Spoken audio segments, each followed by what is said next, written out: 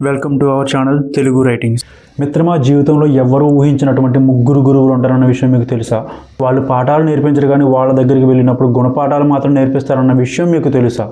తెలియకపోతే ఈ వీడియోని పూర్తిగా చూడండి మిత్రమా. మనందరికీ జీవితంలో గురువులు ఉంటారు. అది తల్లిదండ్రులు కావచ్చు, స్నేహితులు కావచ్చు, శ్రేయోభిలాషులు కూడా కావచ్చు. వాళ్ళందరూ మన మంచి కోసమే జీవితంలో ఎన్నో విలువైన పాఠాలు నేర్పిస్తూ ఉంటారు. కానీ మిత్రమా, జీవితంలో నిజమైన పాఠాలు నేర్పించే ముగ్గురు గురువులు మాత్రం ఎవరూ ఊహించినటువంటి వారు. వాళ్ళు క్లాసులు తీసుకోరు, పుస్తకాలు చేతికి ఇవ్వరు, సర్టిఫికేట్లు కూడా ఇవ్వరు. కానీ వాళ్ళు నేర్పే పాఠం మాత్రం జీవితాంతం గుర్తుండిపోతుంది. ఈ వీడియోలో నేను చెప్పబోయే విషయానికి కనీసం 5 నిమిషాలు పట్టొచ్చు, కానీ విషయం మాత్రం వర్త్ ఉంటుంది. కేవలం 5 నిమిషాలు ఈ వీడియో కోసం కేటాయించు మిత్రం, కేవలం 5 నిమిషాలు.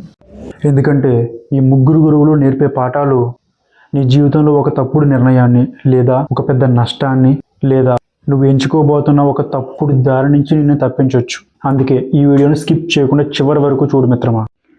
ఇప్పుడు ఆ ముగ్గురు గురువులు ఎవరో తెలుసుకుందాం. మొదటి గురువు జైలు, రెండవ గురువు హాస్పిటల్, ఇక మన మూడో గురువు, మనందరం ఎల్లప్పుడూ దగ్గరగా ఉండాల్సిన గురువు దేవాలయం. ఏంటి గురువులు అని చెప్పేసి జైలు, హాస్పిటల్, దేవాలయం అంటున్నారు అనుకుంటున్నారా? చెప్తా. ఈ 3 ప్రదేశాలు కేవలం ప్రదేశాలు మాత్రమే కాదు, జీవితంలో చాలా పెద్ద పాఠాలు నేర్పించే గొప్ప గురువులు. ఎలా అంటే, మొదటి గురువు జైలు గురించి తెలుసుకుందాం. జైలు అంటే నేరస్తులుండే ప్రదేశం మాత్రమే కాదు, ఒక తప్పు నిర్ణయం వల్ల ఎంత పెద్ద మూల్యం చెల్లించాలో నేర్పించే గురువు. చాలామంది ఒక్క క్షణం కోపంలో, ఒక్క క్షణం ఆశతో, ఒకే ఒక్క క్షణం అహంకారంతో, లేదా తొందరపాటులో తీసుకున్న నిర్ణయం వల్ల వారి జీవితాలే మారిపోవచ్చు, తలకిందులైపోవచ్చు. అప్పుడు వాళ్ళు ఒక్క విషయం అర్థం చేసుకుంటారు: స్వేచ్ఛ విలువ. మన దగ్గర ఉన్నప్పుడు స్వేచ్ఛ విలువ చాలామందికి తెలియదు. అది కోల్పోయిన తర్వాత మాత్రమే దాని విలువ తెలుస్తుంది. అందుకే స్వేచ్ఛను కోల్పోయే నిర్ణయాలు తీసుకునే ముందు ఒక్కసారి ఆలోచించాలి. జైలు మనకు చెప్పే పాఠం ఒక్కటే: చట్టం నుంచి కొంతకాలం తప్పించుకోవచ్చు, కానీ తప్పు చేసిన ఫలితం నుంచి ఎంతో కాలం తప్పించుకోలేం. అందుకే తప్పు చేసిన తర్వాత పశ్చాత్తాపడడం కంటే తప్పు చేసే ముందు ఒక్కసారి ఆలోచించడం చాలా ముఖ్యమైన అంశం. స్వేచ్ఛ అంటే మనకు నచ్చినట్లు జీవించే హక్కు మాత్రమే కాదు, ఇతరుల స్వేచ్ఛకు భంగం కలిగించకుండా జీవించే బాధ్యత కూడా. నీ స్వేచ్ఛ మరొకరి హక్కులను దాటిన క్షణం అది స్వేచ్ఛ కాదు, స్వార్థం. అందుకే స్వేచ్ఛను ఆస్వాదించే ముందు దాని బాధ్యతను కూడా అర్థం చేసుకోవాలి. ఈ ఒక్క పాఠాన్ని అలవర్చుకుంటే జైలు అనే గురువు దగ్గరికి వెళ్ళాల్సిన పని ఉండదు. వెళ్ళిన తర్వాత గుణపాఠం నేర్చుకునే అవకాశం కూడా ఉండకపోవచ్చు. ఇంక మన రెండో గురువు హాస్పిటల్. చాలామంది ఎన్ని తప్పులు చేసినా, ఎన్ని పొరపాట్లు చేసినా అప్పటికప్పుడు ఫలితం ఏమీ లేకపోవడంతో నిశ్చింతగా ఉంటారు. కానీ మిత్రమా, భగవంతుడు ప్రతి తప్పుకు వెంటనే శిక్ష వేయకపోవచ్చు, కానీ కర్మ అనేది ఒకటి ఉంటుంది. అది ప్రతి ఒక్కరి తప్పుల్ని గమనించి దాని తగ్గ ప్రతిఫలాన్ని ఎప్పటికప్పుడు లెక్కేస్తూనే ఉంటుంది. ఆ నిజం చాలామందికి హాస్పిటల్ బెడ్ మీద పడుకున్నప్పుడు అర్థమవుతుంది. అక్కడ డబ్బు, హోదా, అహంకారం ఇవేమి పనిచేయవు. అందుకే పెద్దోళ్ళు అంటుంటారు, హాస్పిటల్ బెడ్ మీద పడుకున్నప్పుడు చాలామంది అంటుంటారు, చేసిన ఫలితం ఊరికే పోతుందా అని. నువ్వు ఎంత కష్టపడి పని చేసినా, ఎంత పేరు సంపాదించుకున్నా, ఆరోగ్యం అనేది మనతో లేకపోతే ఏమున్నా ఉపయోగం ఉండదు. హాస్పిటల్ మనకు చెప్పే పాఠం ఒకటే: ఆరోగ్యం పోయాక బాధపడటం కంటే ఆరోగ్యం ఉన్నప్పుడే దాన్ని జాగ్రత్తగా చూసుకోవడం అనేది చాలా అవసరం. సమయానికి నిద్ర, మంచి ఆహారం, వ్యాయామం ఇవన్నీ ఖర్చులు కాదు, రాబోయే జీవితానికి ఇప్పటి నుంచే పెట్టుకుంటున్న పెట్టుబడులు. అందుకే హాస్పిటల్ అని ఈ రెండో గురువు దగ్గరికి వెళ్ళాల్సిన పరిస్థితి రాకముందే అందులో ఉన్న పాఠాన్ని నేర్చుకుని జాగ్రత్తగా ఉండాలి. ఇంక మన మూడో గురువు దేవాలయం. ఈ ముగ్గురు గురువుల్లో మనం ఎప్పుడు దగ్గరగా ఉండాల్సిన గురువు దేవాలయమే.